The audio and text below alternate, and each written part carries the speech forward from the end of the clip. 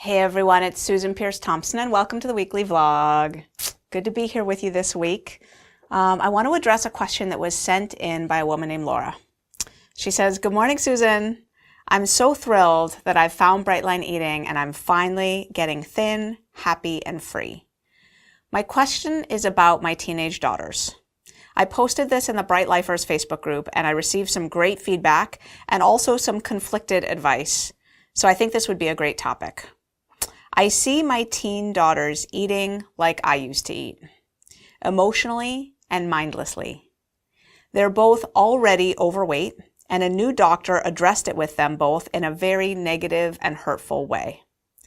My oldest daughter, who's 23, advised me not to say anything to them, they're 16 and 14, about their weight, because it can be extremely hurtful no matter how much love is used. The problem is that I want to help them and I don't know how. I make Brightline eating dinners, but they're home alone after school and they choose to eat carbs. They don't eat meat and I have a lot of produce in the house, but they choose sweets. I don't buy any sugar or desserts anymore, but they buy their own. Food used to be a coping mechanism for all of us. We lived through a long and emotionally abusive marriage, and then we were alone and struggling financially for a long time. The three of us would gather together around the table and eat comfort food together. I'm just beside myself with what I have done to them, passing down this addiction. Their father is naturally thin and very, very negative about any extra weight and lets them know it. And he restricts their food when they're with him, putting them on low-calorie, produce-only diets. They call me crying, and we started sending them with protein bars in their suitcases. There is such a fine line between wanting to help them, but not wanting them to feel shame. Please help. Laura." Oh, yeah. Oh, Laura. So first of all, I just want to extend to you a universe of compassion. What you're going through is so hard. So hard. And I want to congratulate you for getting out of that abusive marriage. I want to congratulate you for supporting your daughters. I want to congratulate you for just honor you for everything you've done for yourself now doing Brightline eating, for your daughters, for your family. And, I just want to sort of put this question in the context of life, right? Because no one gets out alive. Life is hard. And our growth comes from our toughest stuff. All of us. Like, yeah, the good days are great and we enjoy them. And often we remember them. But who we are, our identity, our strengths, our sense of ourselves, all of that comes from the hardships that we're made to endure in this world. And no one escapes that. And clearly your daughters aren't escaping it and you're not escaping it. Your ex-husband, bless his heart, isn't escaping it. He might seem just like the tyrant, but in reality, he's suffering in his way too, right? I'm sure that if you think about that, you see that too, right? So I just want to put this in the context of life. Life is really hard and we struggle, all of us. And so I am going to share with you what I think you should do, just my opinion about how I think these kinds of situations in the family dynamic are best navigated. And I'm also going to share with you just, I think, some perspective that I hope will help. But none of it makes it any easier. Like, there is just no magic wand for this one. There's no get out of jail free card. Like, this is just a hard thing to live with. And I just want to say that I get that. I recognize that. So here's the thing with your daughters. You can't help. You can't help. You're their mom and you've got food issues too, and teenage daughters just don't get this kind of stuff from their moms. Now, you're doing Brightline eating now, which does mean that you have access to a solution, and it is a bona fide solution. Like, if they would do it, it really would have a good chance of working for them. The trouble is that there's this maddening inverse relationship between you wanting them to do it and them being willing to do it, right? So the more you push it on them, the more they're going to resist. So they might do it, but it would have to be their idea. And given the descriptions that you're providing me, they're not there yet. Not by a long shot. Not by a long. They're choosing to eat sweets. They're buying sugar and flour foods with their own money, and they're calling you crying when they can't get their binge food from their dad's house. And you're complicit by sending them protein bars, which are basically sugar flour bars. No matter what's in them. I don't care if they're date, oat, Lara bars, whatever. They're all sugar. So, you're like helping them get their binge food while they're at their dad's house. Not helpful. So, the best thing you can do is back all the way off, and just weigh and measure your food, and just keep your own food clean. Keep your eyes on your own plate. And I know that's hard, right? You're doing a great thing by cooking Brightline eating dinners. Doesn't matter if they eat them. Your job is to provide the food. And that's even when our kids are young. That's our only job when it comes to food, is just to provide it.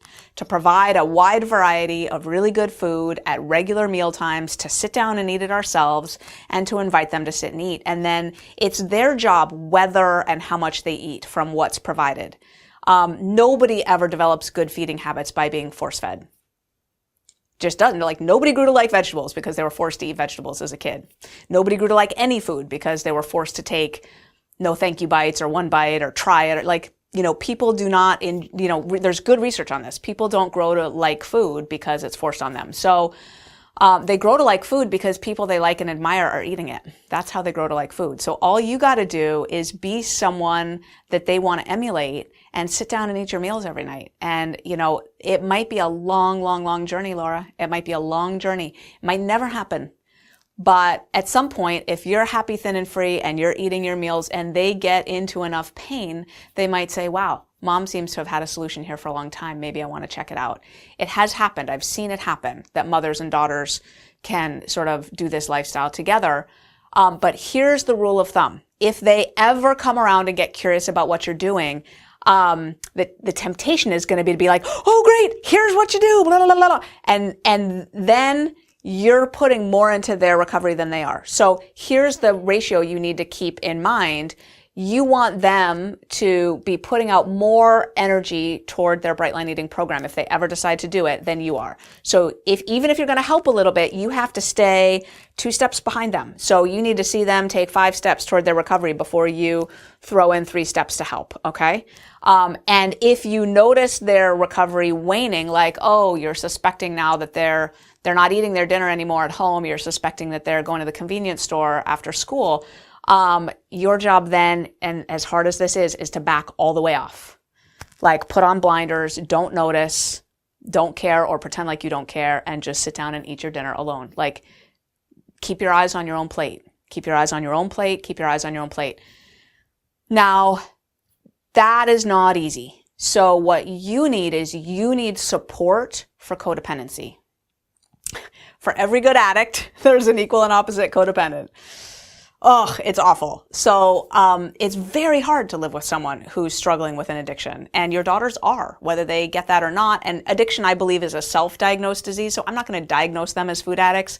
But I think for you, because you asked me what I think, for you, Laura, it would be beneficial for you to see them as food addicts, because that puts you in the role of the enabling codependent, and there's help for that. So you can get help for being an enabling codependent. There's great books, Codependent No More, etc. Like, delve into the literature on codependency, start going to Al-Anon meetings. There's things you can do to get support for living with a using addict, which is what you're doing. You're living with using addicts. Very painful thing to have to go through. Very painful. And the recovery for that is really all around focusing on yourself. You can be happy living with using addicts. You can stay grounded in your joy, your truth, and not let your happiness hang on their behavior or their willingness in any way, shape, or form. It takes work, it takes focus, but that's your job. And that's what will help them. See, that's the great thing about that, is that you can sort of remind yourself, if you want to help them, help yourself. Like, get neutral, get happy, get peaceful, get detached, stay detached. Just turn an eye to whatever it is that they're doing or not doing with their food. None of your business. None of your business. And even if they start to get interested in Brightline eating, again, like, temper your response, because they need to be super willing and committed for any of your help to be appropriate. probably not helping them at all or minimally is really the best bet. I mean, I know, like, you know, your 14-year-old doesn't have a car, so making sure that she's got food in the house would be great. You know what I mean? But let them weigh and measure their own food. Let them do their own thing. This program is laid out. If they want it, they can have it. But they got to really want it. It's just one of the, it's one of the bummers. This is not a program for people who need it. Your daughters might need it. This is a program for people who want it and are willing to work it, which is a much smaller subset of the people who need it. Much smaller subset.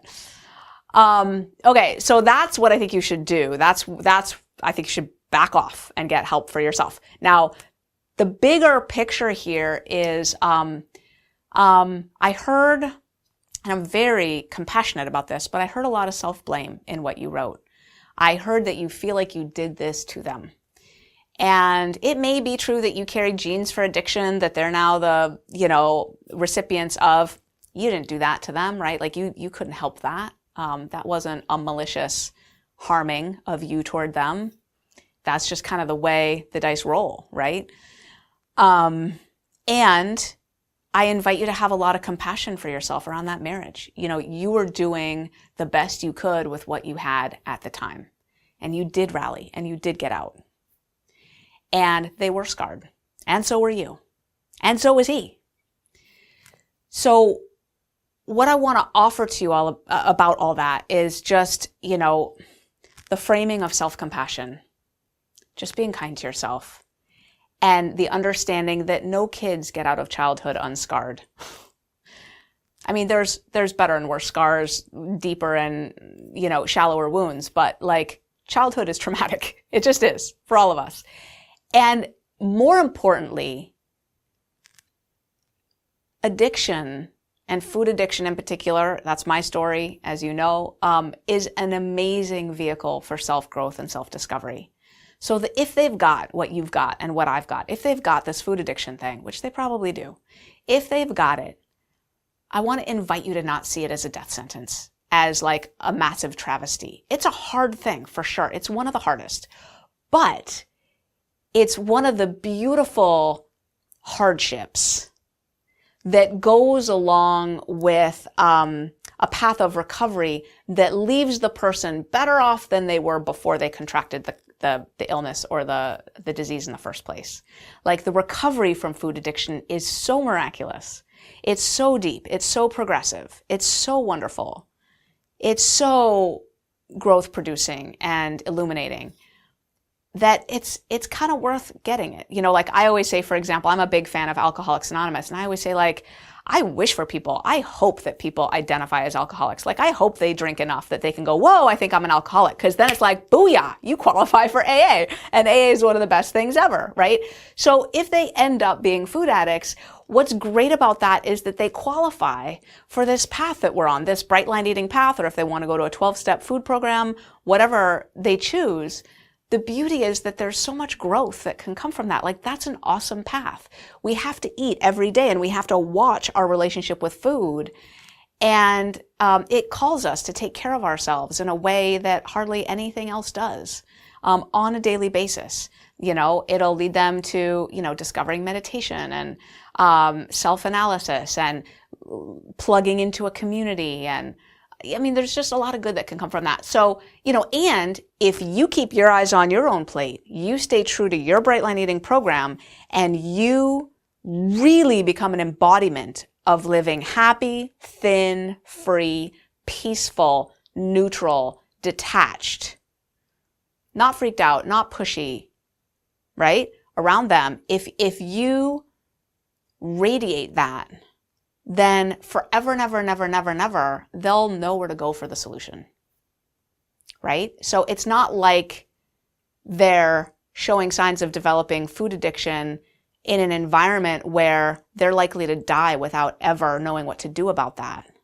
They're developing signs of food addiction in an environment where the solution's right under their nose the moment they choose to do something about their own pain, right?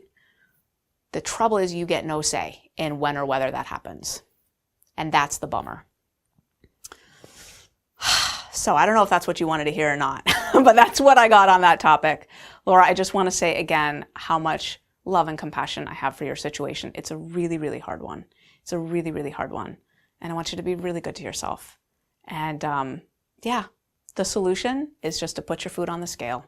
Keep it really simple. Write down your food the night before, and the next day eat only and exactly that. That's your job. And that's the weekly vlog.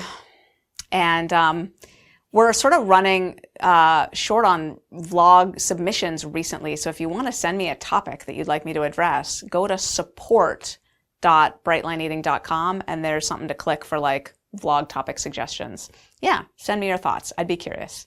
And I'll see you next week.